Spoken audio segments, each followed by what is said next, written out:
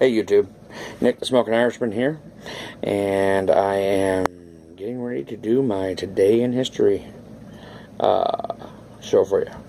First, I should tell you, which if you saw the video prior to this, you'll know already, but I am smoking some Colt Blood Red Moon in a Missouri Meerschaum Eaton. I really like this Eaton. Lot like how I like the Morgan that Lunchy gave me.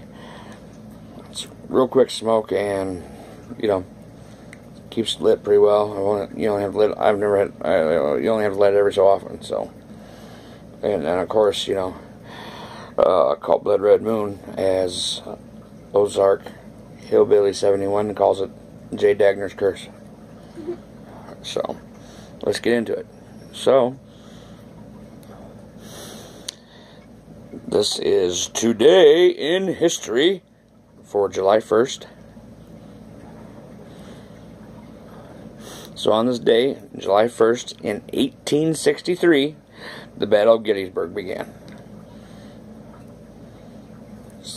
The largest military conflict in North America and North American history begins on this day when Union and Confederate forces collide at Gettysburg, Pennsylvania.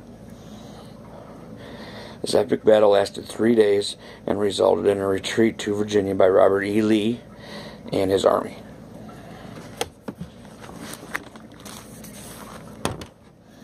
We won't get too much into that because, in 2 days or whatever, we're going to talk about the end of Gettysburg. So, in 1887, Clay Allison was an eccentric gunfighter and rancher. Dies in a freak wagon accident in Texas. First, let me tell you a little bit about this Clay Allison guy. He suffered from he was eccentric, and he was kind of, for lack of a better way of putting it, kind of crazy. And he went in when he turned 18 or 16 or whatever. He enlisted into the Confederate Army.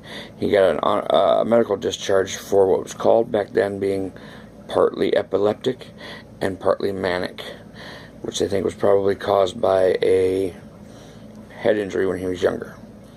This guy was for all intents and purposes, was up until probably about, I think it was like 20 years old or whatever, pretty normal and sane. But then he just kind of, whatever was wrong with it in his head, he just kind of flipped out and went nuts. He joined a lynch mob, and they hung a guy, and the guy dying wasn't enough for him, so he shot him in the head. Yeah, after he was dead.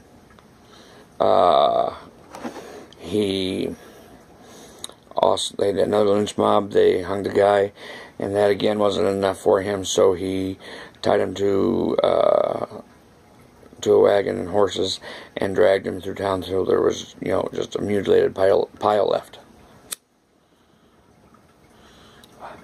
But all these guys were, as far as he was concerned and the lynch mob was concerned, was guilty for everything that he had done. So there's a bunch of other things that he did too. And then he had a gunfight with a guy, and he shot him and killed him. And again, that wasn't enough, so he dragged him through town too until he was a mutilated pile of mess. So as far as he was concerned, everyone that he killed deserved it. So what happened to him was Allison died while driving a wagon to his ranch in North Pecos, Texas. A sudden jolt threw Allison from a wagon, and a wheel rolled over his head, crushing his skull and his neck. Pretty cool, huh? Not cool, but you know what I'm saying. I mean, you kind of expect a gunfighter to die in a gunfight,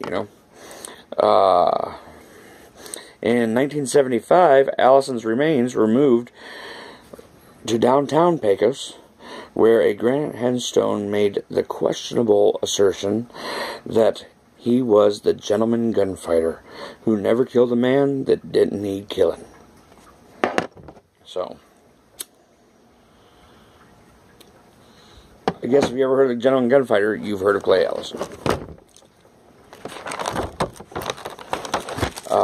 Next,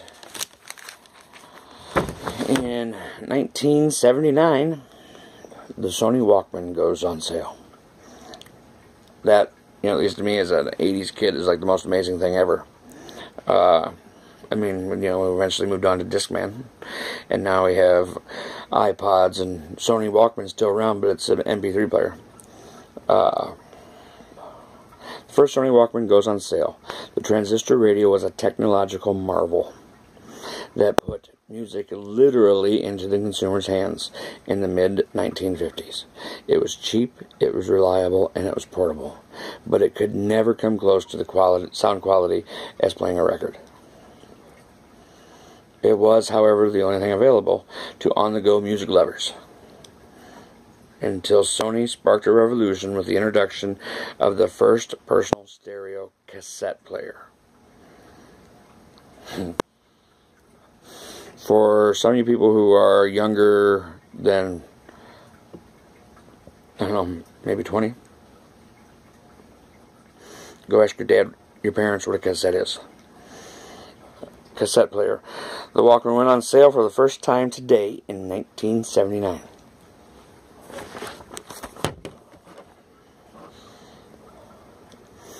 In 1984, on this day, the Motion Picture Association of America introduced a new rating, PG-13, 1984. The movie Red Dawn, starring Patrick Swayze and Charlie Sheen, became the first ever PG-13 movie to be released in theaters. So, and then finally, in 1997, Hong Kong was returned to China. At midnight on July 1st, 1997, Hong Kong reverted back to Chinese rule, where it had been prior for the prior 99 years, had been a colony, or whatever you want to call it, of Great Britain. In a ceremony attended by British Prime Minister Tony Blair, Prince Charles, the Chinese president, which I'm not even going to try to pronounce his name, and U.S. Secretary of State Madeleine Albright,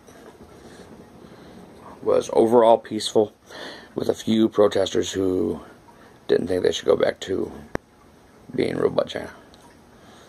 I guess I could see that. Anyway, so that's my Today in History for June 1st. I will tell you that I'm going to try to do these a little better, but it's probably going to be a little ways down the road, because right now my laptop's broke, and I'm doing this again with my Kindle and my phone.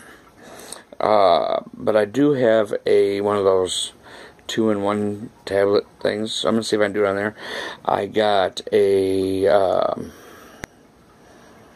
comment on my last one, or the first one, I can't remember for sure, but from Mr.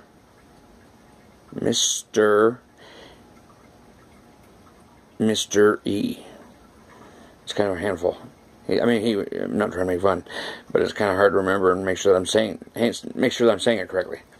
But anyway, he says that he thinks that this series could go from a good series to a great series, with some editing and an introduction and all that stuff.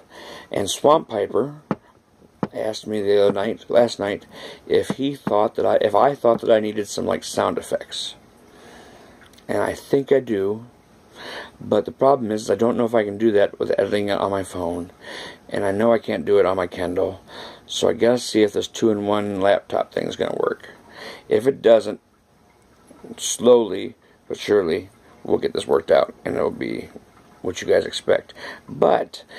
So I got a comment from Swamp Piper 84. I got a comment from Mr. Mystery. But I would like to know what you guys are thinking about this. I know that some of you guys think it's kind of cool. Pine Coffee liked the whole story about the guy doing the tightrope walk across Niagara Falls and stopping and cooking himself an omelet. But, what do you guys think it needs? What do you guys think that I'm doing okay? Would you like more serious history? Would you like more, the world's kind of crazy and screwed up now, so maybe you want some more fun history. Let me know what you guys think. I'm just kind of make something, that you guys will enjoy watching. So, that's all I got right now. Leave me a comment. Tell me what you guys think. But yeah, that's all I have right now, so I'll let you go. And as always, wherever you go, whatever you do, may the luck of the Irish be there with you. Thanks a lot, guys.